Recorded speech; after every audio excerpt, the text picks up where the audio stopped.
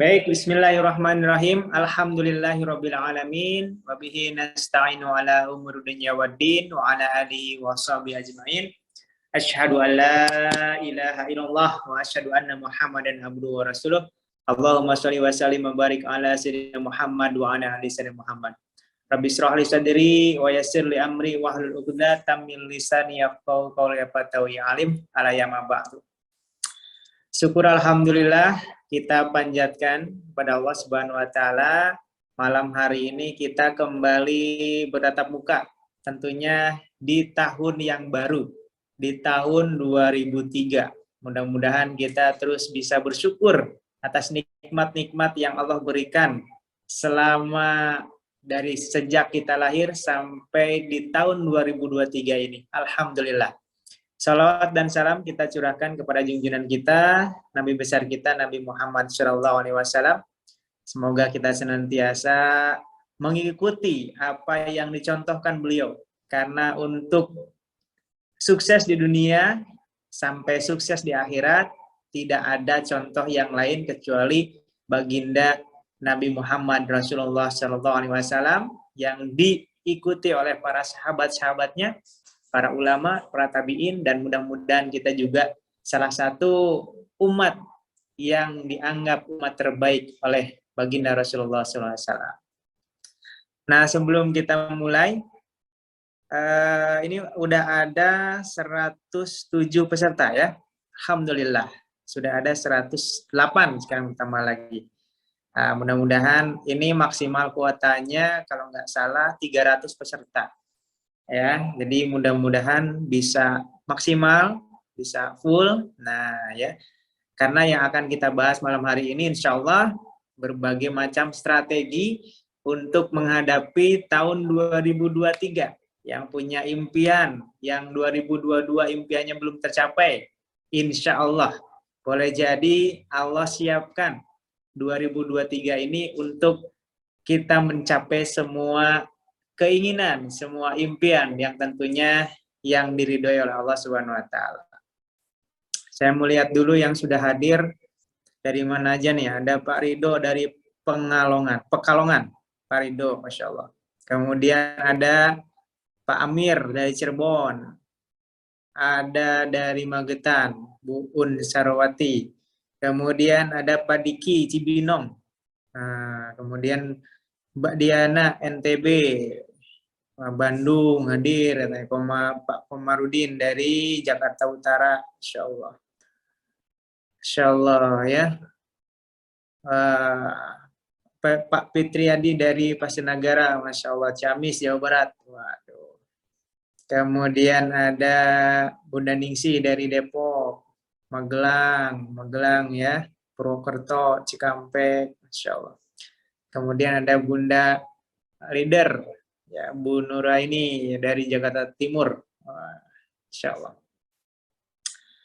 Baik, supaya lebih berkah, sebelum mengawali atau memulai acara training pembinaan Mitra 99, mari kita membaca suratul Fatihah. Ila hadratil Mustafa Rasulullah SAW. Al-Fatihah. A'udzu billahi minasy syaithanir rajim. Bismillahirrahmanirrahim. Alhamdulillahi rabbil alamin. Arrahmanir rahim. Maliki yaumiddin. Iyyaka na'budu wa iyyaka nasta'in. Ihdinas siratal mustaqim. Siratal ladzina an'amta 'alaihim ghairil maghdubi 'alaihim waladdallin. Amin ya Allah ya Rabbal alamin. Selanjutnya seperti biasa ya, sesuatu hal yang wajib bagi para mitra Batch 99 sahabat karib, yaitu selalu kita awali setelah membaca suratul Fatihah, kita lanjutkan dengan sama-sama kita bersolawat kepada baginda Rasulullah SAW, yang mana beliau sudah mengorbankan segalanya, mengorbankan hartanya, mengorbankan waktunya, mengorbankan kebahagiaannya, mengorbankan nyawanya bahkan demi sampainya ajaran yang disampaikan oleh Allah Subhanahu wa taala kepada kita semua umatnya sampai akhir zaman nanti. Ya, yang beliau setelah menjadi nabi, beliau kerahkan semua hartanya, dihabiskan hartanya untuk berdakwah, untuk menyampaikan agama Allah, untuk menyampaikan kalimat tauhid supaya kita semuanya bisa selamat di dunia dan selamat di akhirat. Oleh karena itu, alangkah bahagianya kita diberikan kesempatan untuk bersolawat kepada manusia termulia di dunia ini, ya, yaitu baginda Rasulullah SAW. Yuk kita sholawat sama-sama. Innallaha malaikatahu yusholluna 'alan nabi ya ayyuhalladzina amanu shollu 'alaihi wasallimu taslima. Bareng-bareng kita tutup mata kita pejamkan mata kita bayangkan seolah-olah kita sedang berada di makam, di depan makamnya baginda Rasulullah SAW di Masjid Nabawi di kota Madinah. Mudah-mudahan yang belum pernah ke sana, Allah segera takdirkan untuk bisa ke sana. Yang sudah pernah ke sana, Allah berangkatkan berulang-ulang kali ke sana. Amin ya Allah ya Rabbal alamin. Sallallahu ala Muhammad. Sallallahu alaihi wasallam. Sallallahu ala Muhammad. Sallallahu alaihi wasallam. Ya Nabi salam alaika. Ya Rasul salam alaika. Ya Habib salam alaika. Salawatullah alaika. Sallallahu ala Muhammad. Sallallahu alaihi wasallam. Sallallahu ala Muhammad. Sallallahu alaihi wasallam. Ya Nabi salam alaika. Ya Rasul salam alaika. Ya Habib salam alaika. Salawatullah alaika. Allahumma sholli wa sallim wa barik alaihi. Alhamdulillah. Semoga kita senantiasa terus istiqomah dalam melantunkan sholawat setiap detik, setiap waktu, setiap hari, supaya hati kita terus terpaut kepada baginda Rasulullah SAW. Amin ya Allah ya Rabbal alamin.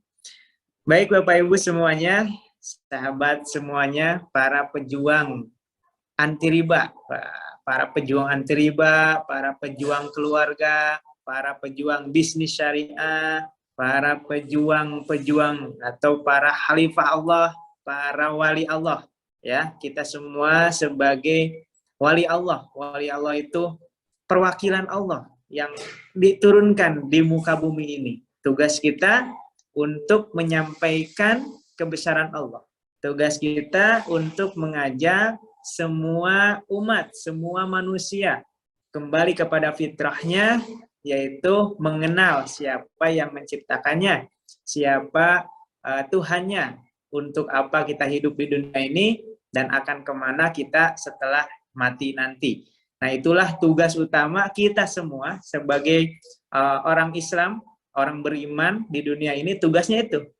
Kayak kita, kalau kita melamar kerja di kantor pos, berarti ketika kita jadi tukang pos, tugas utama tukang pos adalah nganterin surat, ya. Nah, nganterin surat. Nah, kita sebagai hamba Allah, sebagai karyawan Allah, tugas utama kita adalah menyampaikan kebenaran, menyampaikan kebaikan, dan mengajak orang untuk mengenal dan taat kepada Allah Subhanahu wa taala. Itu tugas utama kita. Adapun sholat, baca Quran, zakat, puasa itu adalah kewajiban, syarat, ya, syarat awal untuk kita menjadi hamba Allah, menjadi petugas Allah gitu. Kalau di luar sana ada petugas partai, kita petugas Allah, insya Allah. Nah, dalam rangka kita menjadi petugas atau karyawan Allah, salah satu tugas kita selain menyampaikan yang hak, selain kita berdakwah, ada tugas kecil lagi, tugas di bawah berdakwah, yaitu mencari nafkah, atau lebih tepatnya kita bagaimana menjemput rezeki yang sudah Allah siapkan. Jadi kita ini bukan mencari. Kalau mencari itu kan belum tentu ada. Ya, misalkan saya mau nyari sampah atau nyari kucing. Nah, nyari kucing itu kan misalkan kita nyari kucing belum tentu ada, namanya nyari. Tapi kalau menjemput, yaitu menjemput sesuatu yang ada. Saya mau jemput anak saya di sekolah. Berarti kita yakin anak kita ada di sekolah, makanya kita jemput. Gitu. Nah, rezeki adalah sesuatu yang hak, sesuatu yang yakin akan Allah berikan, makanya kita jemput. Bagaimana cara menjemput rezeki? Yaitu dengan berniaga, berbisnis. Salah satunya yang sedang kita lakukan hari ini, saat ini adalah berbisnis syariah bersama PT BES. Jadi yang akan kita lakukan hari ini, kita pelajari hari ini bagaimana cara menjemput rezeki di PT BES dengan menambah skill kita, menambah kemampuan kita. Nah, kemampuan apa? Menambah kemampuan kita dalam berbisnis, gitu ya. Ya, berbisnis itu tidak jauh dari berdagang, ketemu orang, membangun relasi, membangun kepercayaan, terus membangun hubungan, terus membangun atau membina, ya, membina hubungan kemitraan. Nah, malam hari ini insya Allah spesial, ini untuk persiapan bagi sahabat semua yang benar-benar 2023 ini ingin mencapai impian, mencapai tujuan, mencapai target.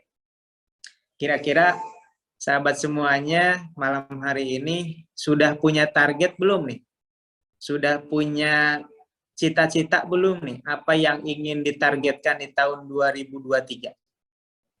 Kalau yang coba dijawab dulu ya di kolom komentar. Sudah apa belum? Kira-kira sahabat semuanya sudah punya target apa, impian apa, cita-cita apa yang akan diniatkan dicapai 2023 ini? Sudah punya. Oke. Alhamdulillah. Baik. Alhamdulillah ya. Udah. Nah, berarti langkah pertama sudah ya. Jadi ketika kita mau nambah skill, nambah kemampuan, mau belajar berdagang, belajar mengundang, belajar tentang strategi-strategi marketing, itu harus diawali dengan punya target, punya tujuan. Karena kalau nggak punya tujuan, kita nggak bakal bisa menentuin strategi kita. Contoh gini, saya misalkan punya tujuan, saya mau berangkat ke Jogja. Nah, ketika saya udah tahu target saya atau tujuan saya ke Jogja, barulah saya bisa memilih strategi atau jalan mana yang akan saya tempuh. Naik motor kah, naik mobil, naik pesawat, atau naik kereta. Karena sudah tahu target atau tujuannya ke Jogja. Tapi kalau saya belum tahu mau kemana. Nah, bagaimana kita menentukan kendaraan apa atau caranya gimana? Orang targetnya atau tujuannya belum ada. Nah, sekarang alhamdulillah Bapak Ibu semuanya sudah belum ada suara. Kalau belum ada suara, Bunda klik gambar mic ya, gambar speaker, gambar mic. Diklik gambar mic-nya, insya Allah. Yang lain ada suaranya ya? Aman ya? Oke. Nah, bagi Bapak Ibu yang sudah punya target, punya tujuan, malam hari ini kita akan belajar atau upgrade skill tentang bagaimana marketing, strategi pemasaran, strategi penjualan. Yang alhamdulillah saya pakai strategi itu, Kang Asep Bruder pakai strategi itu, dan terbukti berhasil. Mudah-mudahan Bapak Ibu juga bisa mempraktekannya dan bisa berhasil 2023 ini. Nah, yang akan saya bahas ya, yaitu yang pertama hypnoselling, yang kedua tentang branding. Ini adalah komponen yang paling basic, yang paling dasar, yang paling penting Bapak Ibu punya supaya nanti lebih mudah menjalankan bisnis di PTBS ini. Nah, ini materi yang pertama. Yang saya akan bawakan adalah materi hypnoselling sama materi branding. Kemudian nanti ya, setengah jam berikutnya saya ngisi insya Allah setengah jam berikutnya akan dilanjutkan sama guru saya Kang Asep Bruder ya. Kang ABS akan bahas tentang master prospek. Master prospek itu yang akan dibahas bagaimana cara mengundang yang mudah, bagaimana cara follow up, dan bagaimana cara closing. Nah, ini adalah langkah selanjutnya. Nah, kalau langkah yang pertama, hypnoselling sama branding ini nanti Bapak Ibu kuasai, Bapak Ibu pahami, kemudian praktekkan, insya Allah di langkah yang kedua, langkah mengundang, langkah follow up, langkah closing, itu akan jauh lebih mudah. Ya, jauh lebih mudah untuk dilakukan. Kalau hypnoselling sama branding Bapak Ibu sudah lakukan. Gitu. Nah, biasanya terkendala bagaimana mengundang nggak ada yang mau hadir, biasanya mitra ini belum melakukan yang namanya hypnoselling dan branding. Karena ini sangat-sangat terbukti sangat-sangat berpengaruh. Gitu. Jadi hari ini siapkan diri, siapkan catatan ya, siapkan catatan, siapkan alat tulis untuk mencatat apa yang akan kita sampaikan. Mudah-mudahan Allah mudahkan untuk saya menyampaikan dan Allah mudahkan juga untuk Bapak Ibu menyerap apa yang saya sampaikan. Insya Allah. Kira-kira siap nggak? Kalau Bismillahi tawakkaltu ala Allah la haula wala quwata illa billahil aliyil azim. Rabbi shrah li sadri wa yassir li amri wahlul 'uqdatam min lisani yafqahu qawli. Amin. Ya, ikutin dalam hati, ya Allah, takdirkan siapapun yang berbicara malam hari ini menjadi asbab, menjadi wasilah untuk sampainya ilmumu kepada kami. Ya Allah, bukakanlah hati kami untuk senantiasa bisa menerima ilmu yang Kau berikan lewat lisan pembicara malam hari ini. Amin ya Allah ya Rabbal Alamin. Baik Bapak Ibu, ya nggak lama-lama langsung saja kita ke inti permasalahan, ya ke inti yang akan kita bahas. Yang pertama saya mau share ini catatan kecil saya tadi. Mana ya? Nih kayaknya. Materi kita nggak banyak-banyak, hanya segini aja. Kita lihat dari atas. Kelihatan nggak? Kelihatan nggak gambar yang atau foto yang saya share? Jelas ya?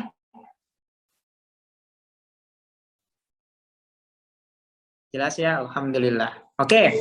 Jadi materi yang pertama adalah hypnoselling. Mungkin ada yang bertanya, apa itu hypnoselling? Hipnotis atau apa gitu ya?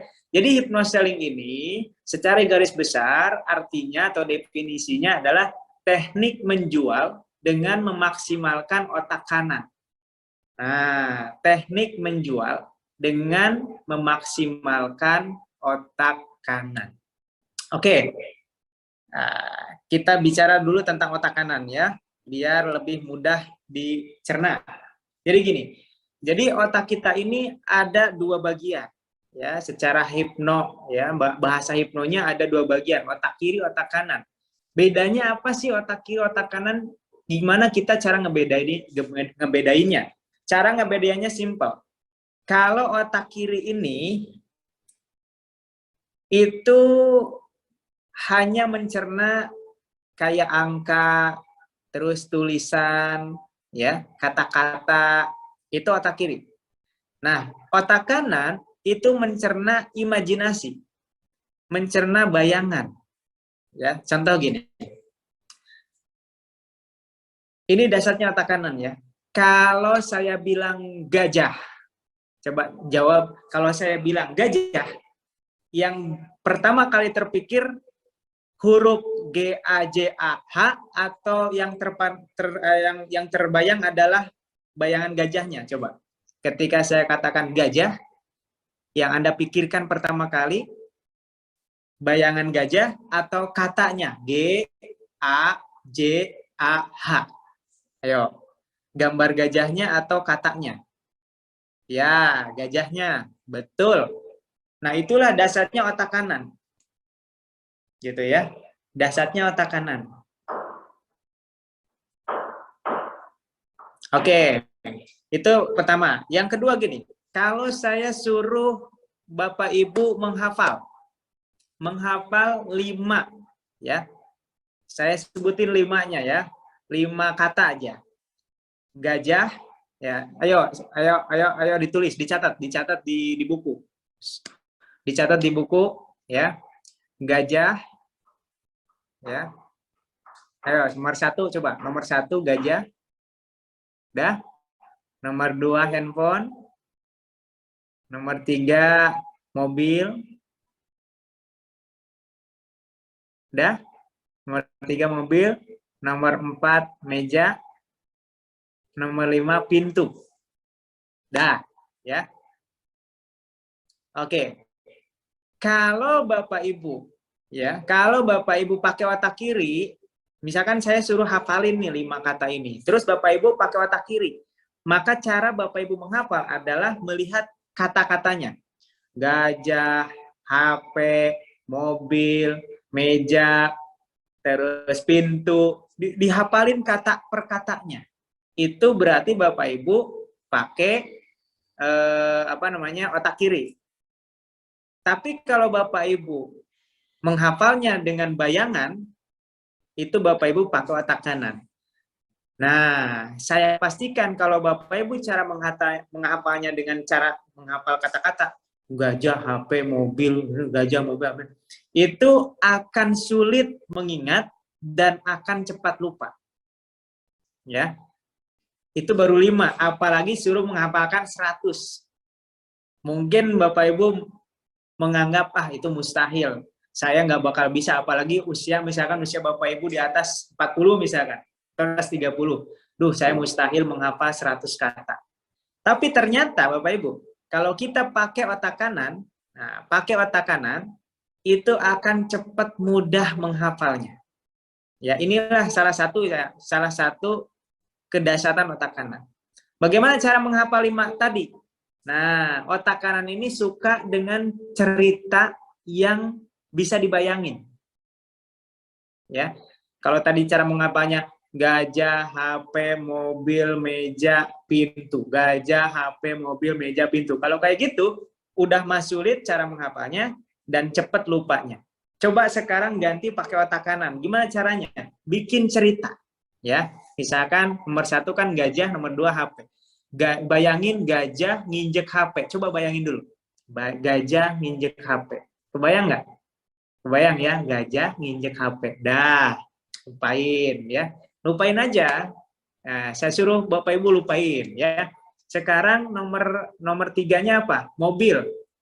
Nah, nomor 2-nya tadi apa? HP. HP sama mobil. HP. Nah, bayangin ya, bayangin. Saya mau bikin cerita.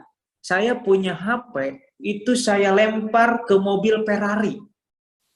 Sampai-sampai kaca mobil Ferrari-nya pecah. Bayangin, HP saya lempar ke mobil Ferrari warna merah, kacanya pecah. Kebayang nggak? Oke, kebayang pasti. Ya, nggak usah lama-lama, kebayang. Oke, sekarang dari mobil nomor 4-nya tadi apa? Meja. Nah, mobil meja. Coba sekarang bayangkan mobil Ferrari, ya, mobil Ferrari nabrak meja. Terus mejanya meja dari marmer, bayangin. Meja warna putih dari marmer. Jadi Ferrari nabrak meja putih dari marmer yang mewah. Terus bayangin. Kebayang nggak? Hancur ya? Wah, kebayang. Oke. Sekarang nomor 5 tadi apa? Pintu.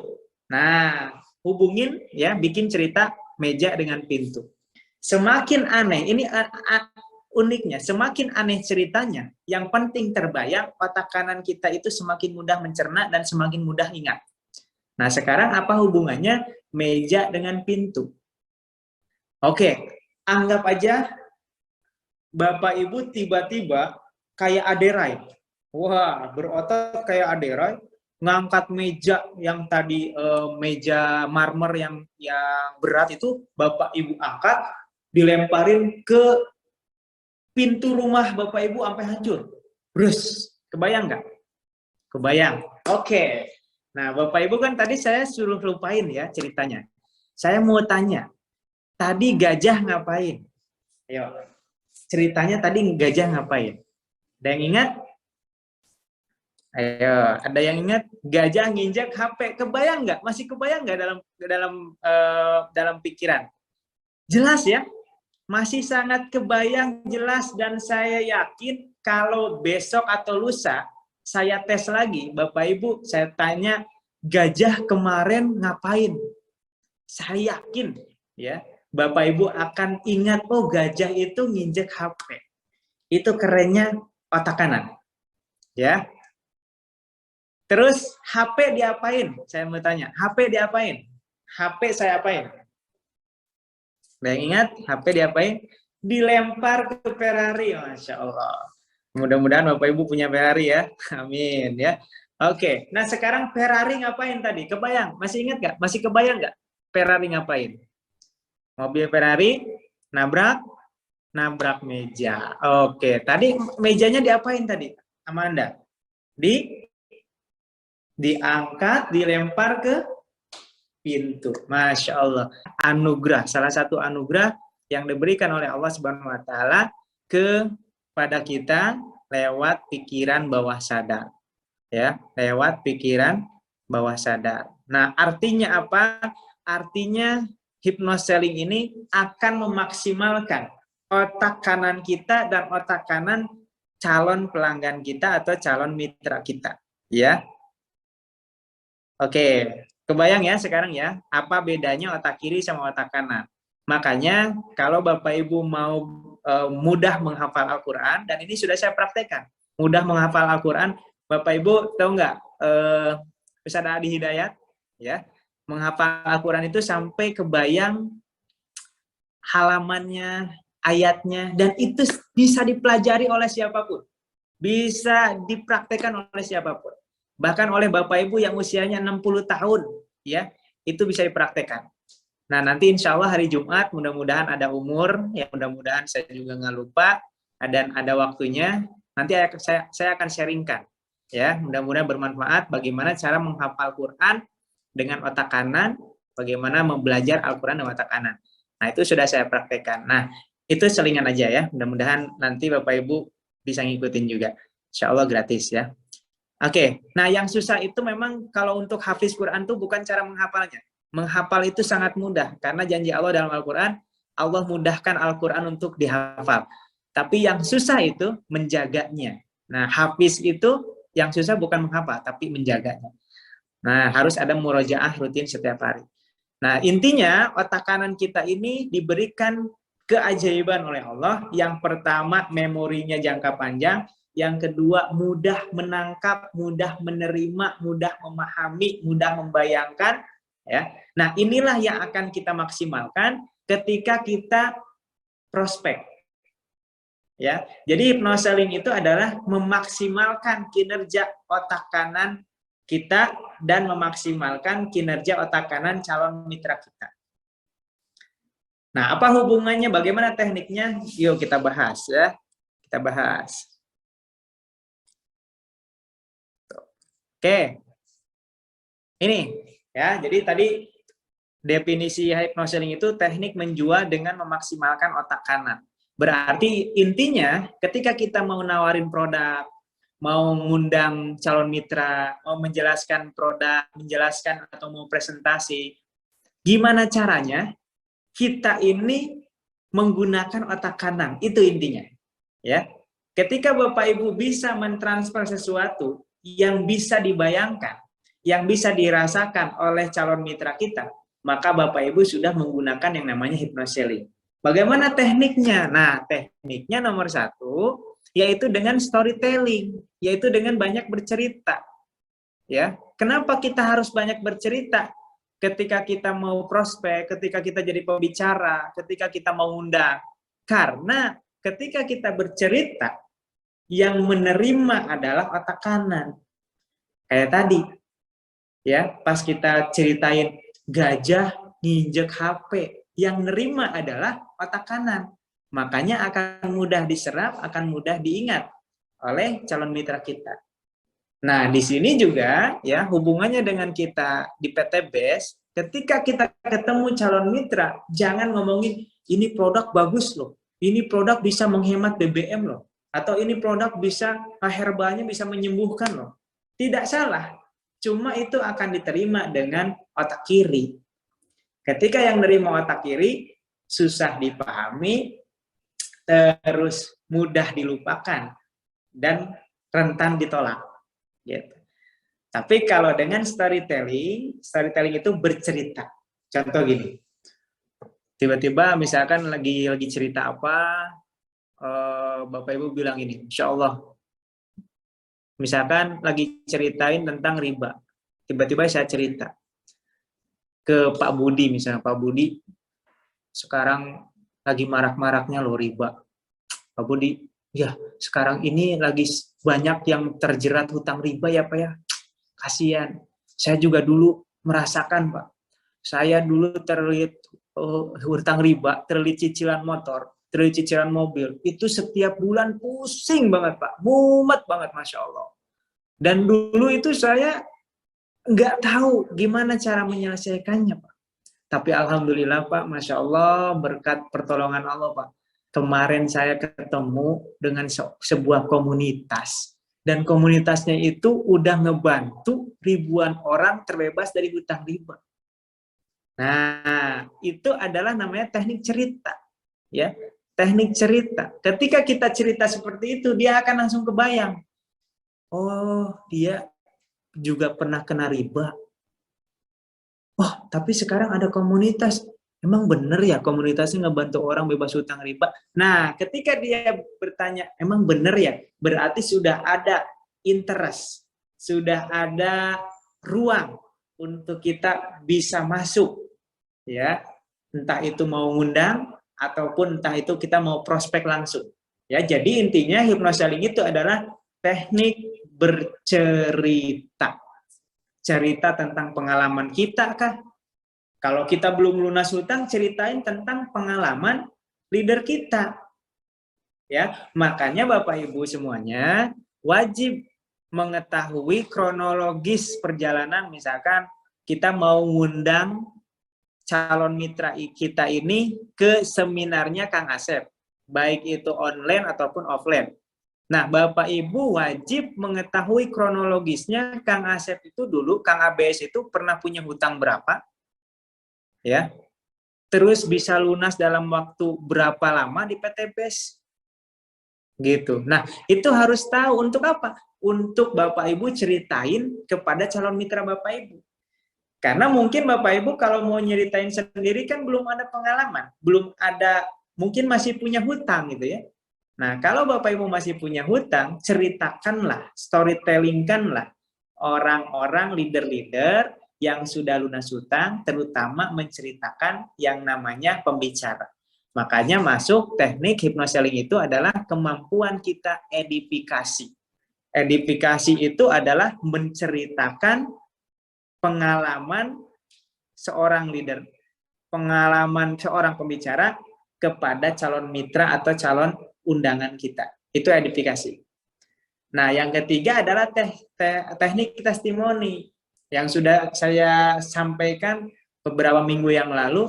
Bagaimana cara Bapak Ibu testimoni? Ya, ada yang masih ingat nggak cara testimoni? Kalau Bapak Ibu belum punya belum dapat reward misalkan, Bapak Ibu belum dapat reward, belum dapat apa-apa, Bapak Ibu testimoni bisa nggak kira-kira? Misalkan Bapak Ibu gabung baru 2 bulan, 3 bulan. Belum dapat motor, belum dapat mobil, belum dapat apapun. Terus Bapak Ibu mau testimoni, bisa nggak? Ingat, bisa. Nah, Masya Allah. Pak Kalim ya, berarti udah ikut nih. Yang nggak punya hutang gimana Pak? Kalau cerita kita yang nggak punya hutang. Maksudnya, Bapak Ibu kalau nggak punya hutang, makanya tadi edifikasi, ceritain leader yang pernah punya hutang terus lunas hutang. Assalamualaikum ya. Oke. Menceritakan keberhasilan leader kita. Bisa.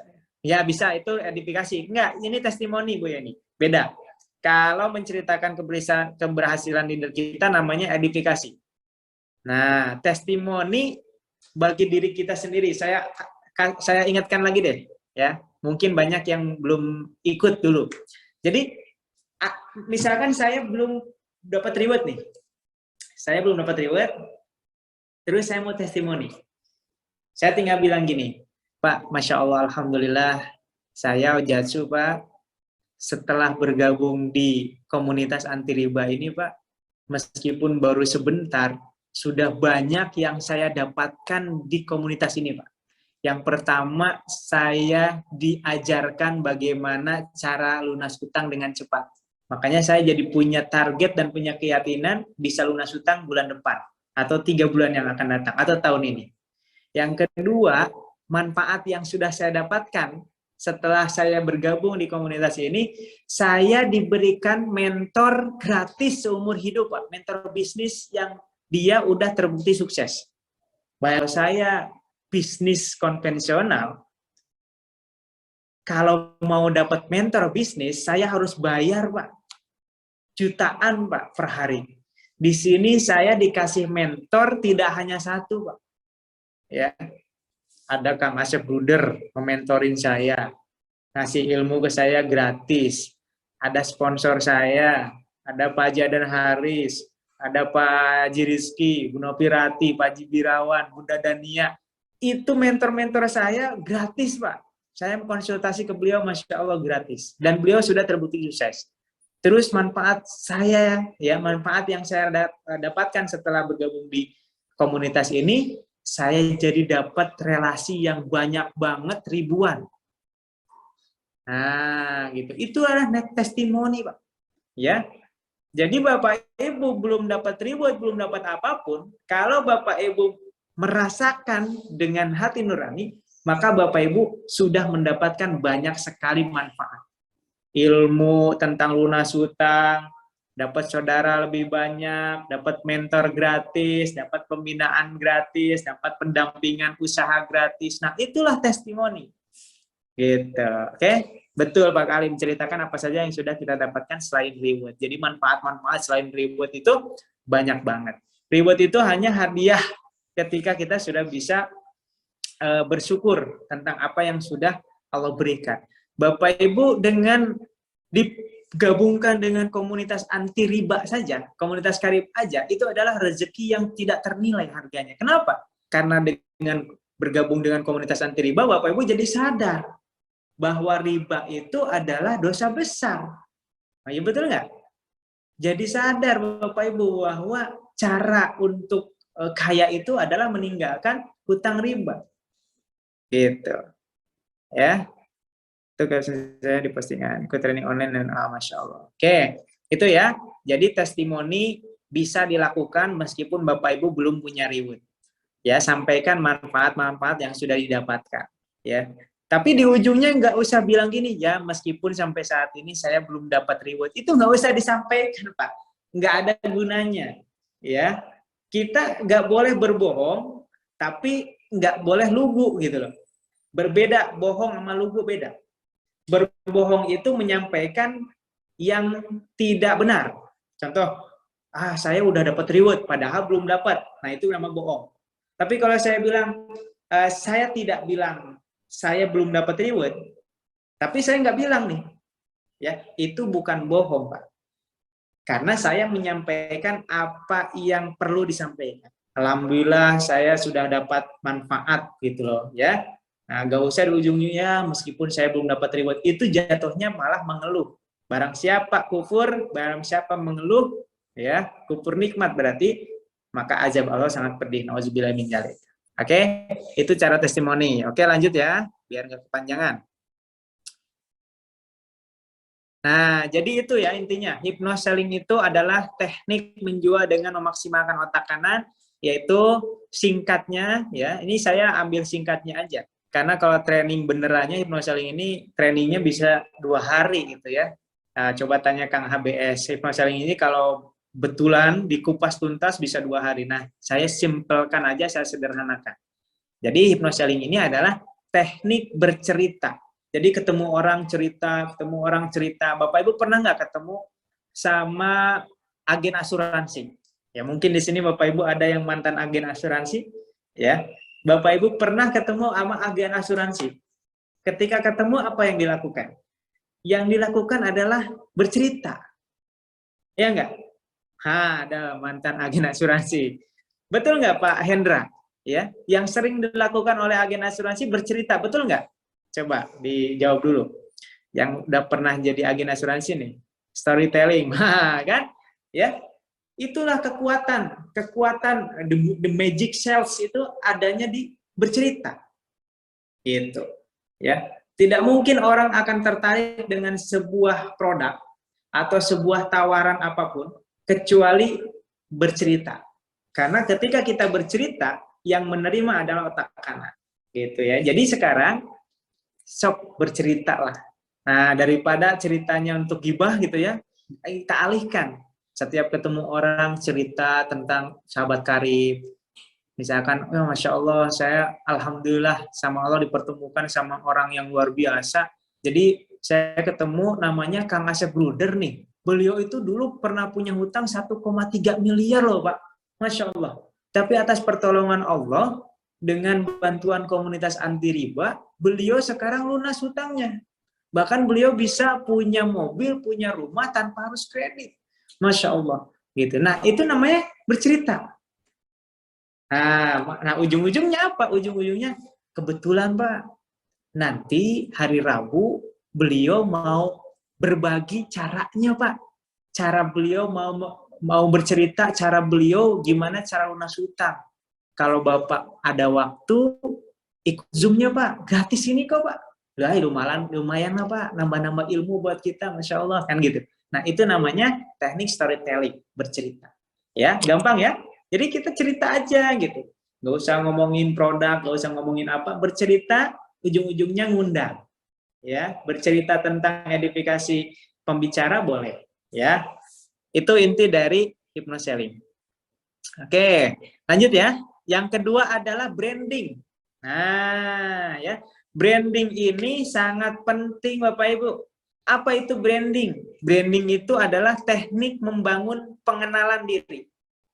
Gimana supaya kita ini dikenal? Dikenalnya sebagai apa? Itu yang harus kita bangun.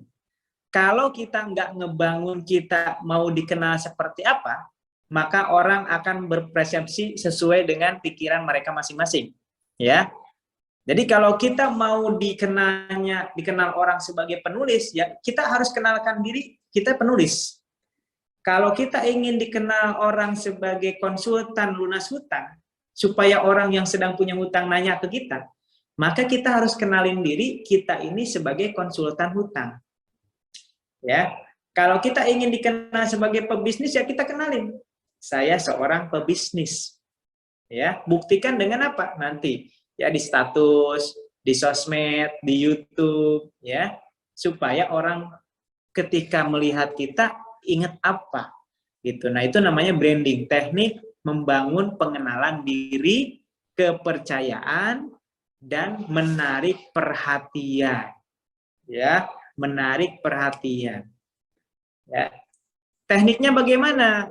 Yang pertama, biasanya yang digunakan oleh banyak artis, banyak public figure, itu dengan nama panggung.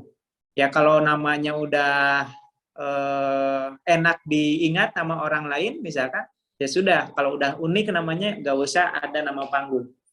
Tapi kalau misalkan namanya belum unik, Nah, usahakan punya nama panggung. Contoh, Kang ABS gitu ya. Kalau Kang Asep doang kan udah banyak, ribuan orang nama Asep. Jadi pas nama Kang Asep, Asep mana ya? Pasti kan kayak itu. Tapi ketika Kang ABS atau Kang Asep Bruder ini membranding atau menamai dirinya dengan nama panggung ABS, ketika disebutkan Kang ABS, maka nggak ada lagi yang terbayang di benak mereka kecuali Kang Asep Bruder. Gitu. Nah, itulah salah satu kunci dari branding. Ya, jadi bikin nama seunik mungkin yang nggak ada lagi di dunia ini kalau bisa. Kalau bisa nggak ada lagi di dunia ini yang namanya sama gitu ya dengan nama panggung Anda. Contoh misalkan Ojatsu lah, ya. Ojatsu ini saya ketik di Google itu cuma saya gitu ya, nggak ada lagi Ojatsu, adanya Komatsu gitu ya, Ojatsu. Berarti ketika orang nyebut Ojatsu, ketika orang nyari di Google Ojatsu yang muncul hanya saya. Nah, itu salah satu teknik branding ya. Kemudian AA Gim ya. Misalkan Pak Gimnastiar. Nah, orang siapa Pak Gimnastiar? Ketika bilang AA Gim, oh AA Gim yang itu langsung kebayang. Kemudian Joko Widodo. Nah, Joko Widodo kan banyak Joko Widodo. Pak Joko, Pak Presiden kita Pak Joko bukan? Ah, yang saya tahu Pak Joko itu istrinya Bunda Dania kan gitu ya. Nah, tapi ketika bilang Jokowi nggak ada lagi kecuali presiden. Itulah uniknya atau pentingnya nama panggung. Ini dibikin sebagai branding supaya ketika orang nyebut nama itu yang diingat hanya kita. Gitu ya.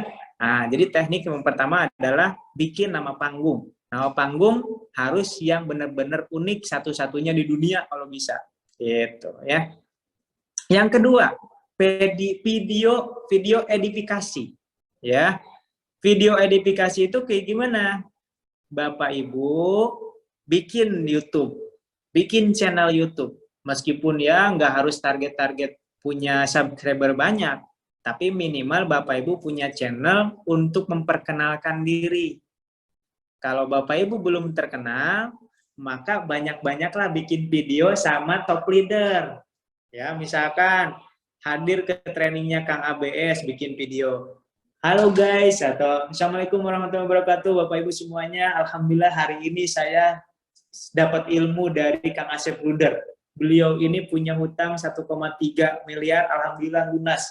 Nah, saya juga alhamdulillah dapat ilmunya hari ini. Yuk yang ingin belajar hubungi saya yuk. Gitu. Nah, itu namanya teknik branding edifikasi. Ya, bikin videonya tidak sendiri tapi dengan orang-orang yang sudah punya branding. Nah, namanya nomor 3 nebeng branding. Ya, nebeng branding itu kita belum punya brand, tapi kita nebeng sama orang yang punya branding. Ya, makanya nggak heran kalau saya SLC itu banyak tim-tim lain itu, ya, bukan di jaringan saya malah itu mau foto dengan saya dan lain sebagainya gitu ya. Itu namanya nebeng branding.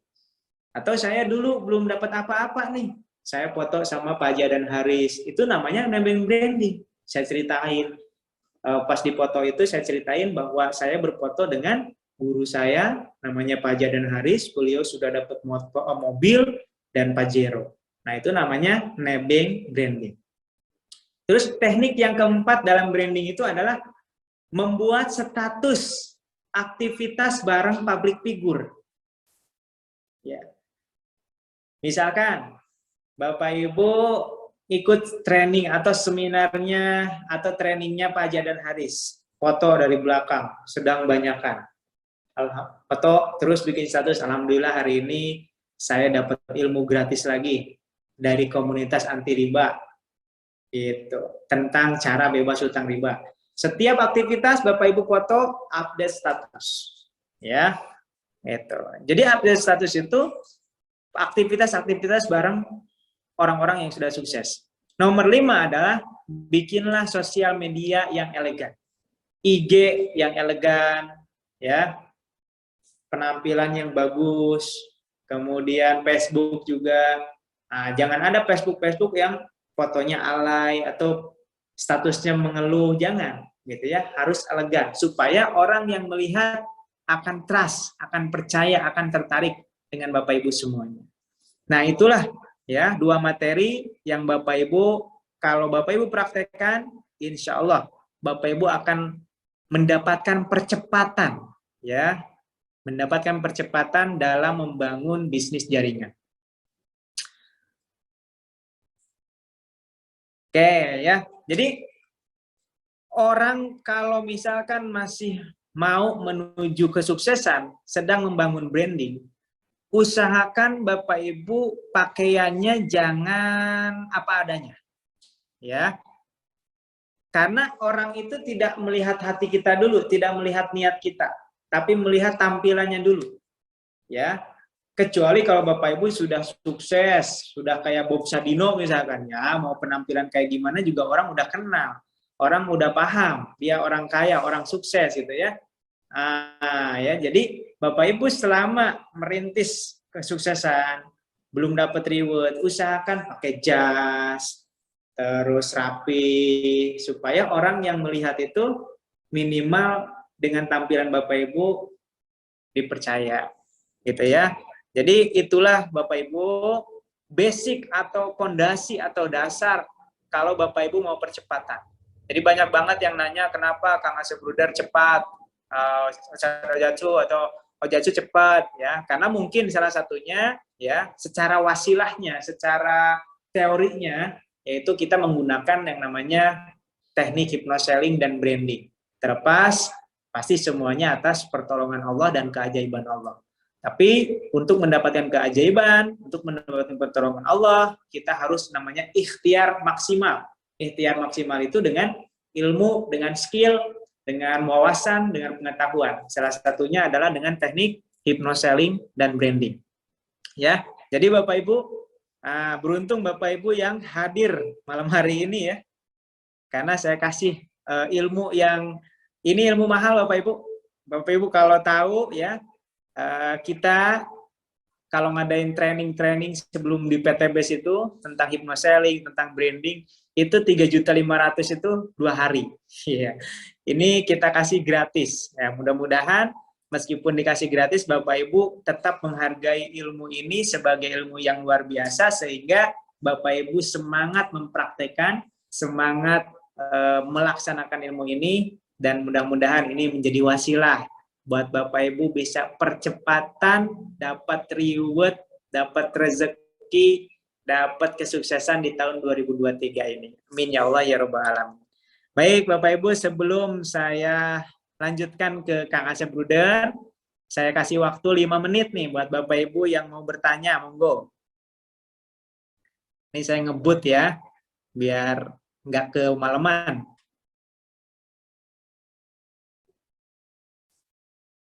Ya, jadi saya kasih kesimpulannya sekali lagi, hypnoselling itu adalah teknik menjual dengan memaksimalkan otak kanan, yaitu dengan banyak bercerita. Ya, bercerita tentang orang bisa lunas hutang, ya, itu memaksimalkan otak kanan. Tekniknya dengan edifikasi, dengan testimoni. Kemudian branding, yaitu teknik membangun pengenalan diri. Saya dulu sebelum jadi penulis buku, Bapak Ibu, saya udah tulis di sosial media dimanapun, Ojatsu sebagai penulis buku, sebagai trainer, sebagai pebisnis. Saya udah tulis duluan sebelum saya jadi penulis buku. Ya, yang pertama untuk memperkenalkan diri ke khalayak, yang kedua untuk menanamkan ke dalam diri saya bahwa saya ini adalah seorang penulis. Dan ajaibnya ketika saya cap diri saya sebagai penulis buku, maka otak ini bekerja bagaimana saya belajar menulis buku. Bagaimana saya memulai menulis buku. Ya. Jadi ternyata diri kita ini sesuai apa yang kita inginkan. Itu sesuai dengan Allah, janji Allah sesuai dengan prasangka hambanya. Makanya kita harus kecap diri dulu kita sebagai apa. Kalau mau jadi seorang pebisnis sukses, tulis, saya seorang pebisnis. Kalau Bapak Ibu punya cita-cita jadi leader, tulis sekarang, saya seorang leader. Kalau Bapak Ibu punya cita-cita menjadi seorang coach bisnis, sekarang tulis, saya seorang coach bisnis. Ya, tulis sekarang. Meskipun Bapak Ibu saat ini belum menjadi coach bisnis, tapi cepat atau lambat, apa yang Bapak Ibu tulis, apa yang Bapak Ibu cap kepada diri Bapak Ibu, itu akan menjadi sebuah kenyataan. Kenapa? Karena otak kita ini akan bekerja sesuai dengan apa yang kita targetkan, apa yang kita cap kepada diri kita sendiri. Ya, dalam ilmu NLP ada yang namanya self talk, berbicara kepada diri. Ya, berbicara kepada diri.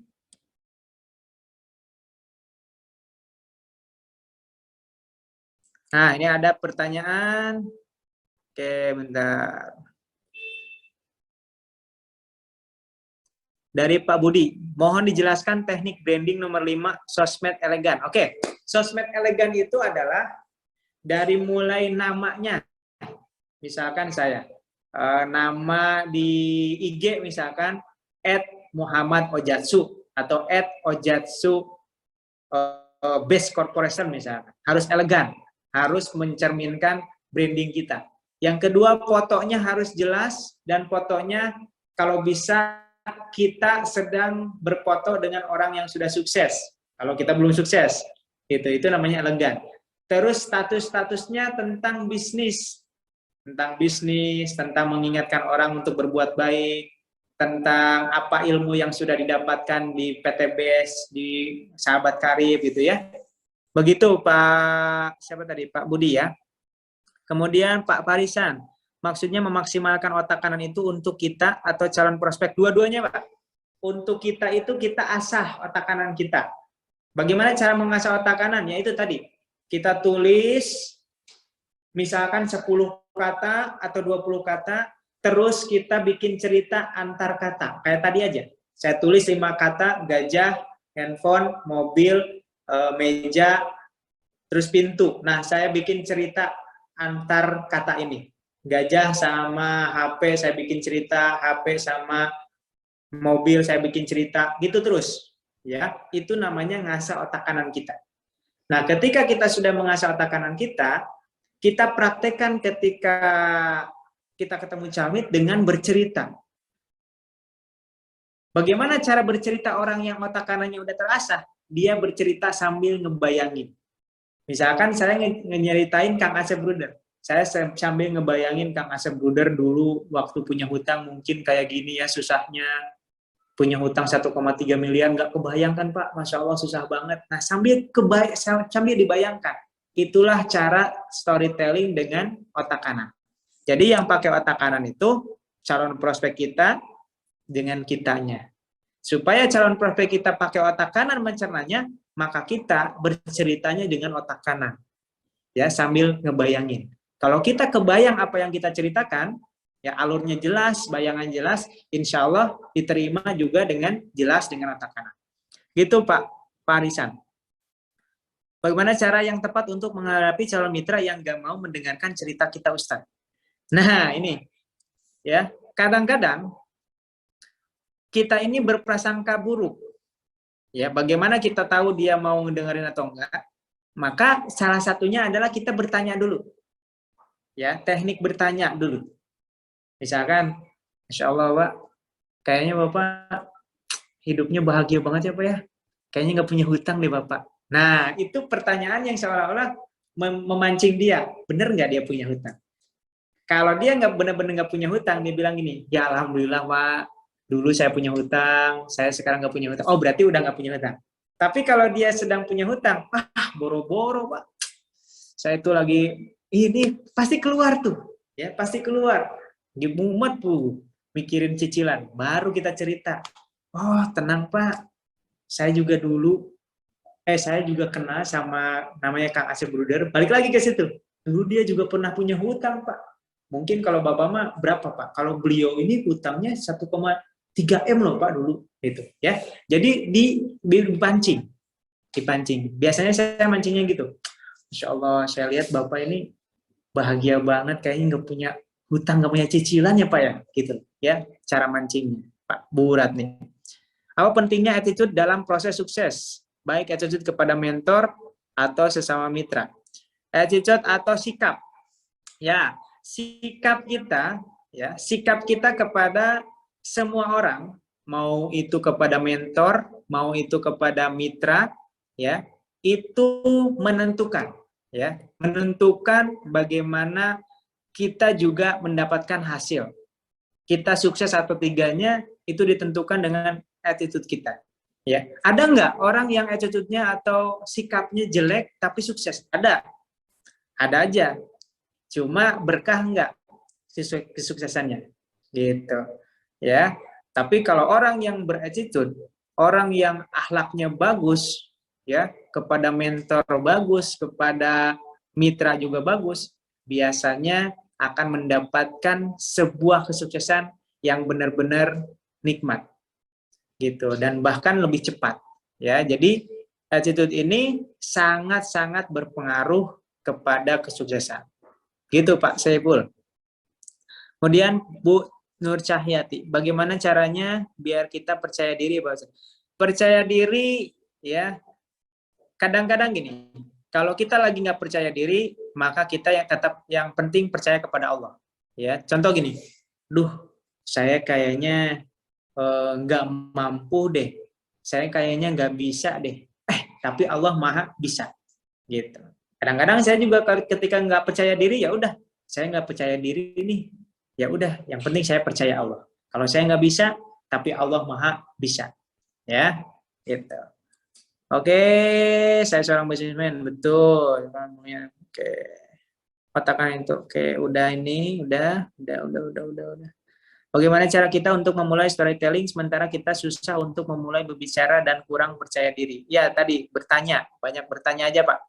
Ya, bertanya, dengerin. Nah, nanti pas ada celah, baru kita cerita. Ingin lihat kita berhasil duluan di bisnis ini sebagai bukti. Itu sebenarnya hanya apa ya? Hanya pengalihan isu aja, Pak. Ya. Buktinya banyak orang yang udah berhasil tetap dia juga nggak daftar gitu. Ya. Kalau hanya ingin melihat kita berhasil, emang kalau kita udah berhasil dia mau daftar? Belum tentu juga. Gitu. Menguatkan rasa percaya diri kita agar tidak tergoyahkan. Perkuat iman kepada Allah, insya Allah. Kalau tipe prospek kita otak kiri, gimana Ustaz? Otak kiri berarti kita ajak hitung-hitungan aja. Hitung-hitungan sistem, Bapak Ibu. Ya. Alhamdulillah. Semangat mau gabung setelah dijelaskan caranya dan keuntungan gabung dengan PTB, semuanya sudah dijelaskan, disertai juga dengan penjelasan video. Akhirnya Calmit diam aja Pak. Bagaimana? Ya kadang-kadang gitu. Makanya saya jarang banget menjelaskan dengan detail banget. Saya tujuan untuk prospek itu adalah membuat orang itu penasaran dan tertarik, itu aja. Saya jarang menjelasin bonus pasangan, bonus unlimited yang rumit-rumit, saya nggak jelas. Bisa punya rumah, bisa punya mobil, yang sudah terbukti ribuan orang bisa sukses di bisnis ini. Insya Allah Bapak juga bisa sukses atas izin Allah. Gitu aja. Nah, ya. Bahwa ia lebih dominan otak kanan dan otak kiri.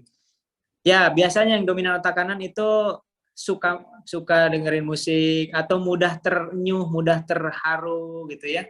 Terus dia senang mendengarkan gitu.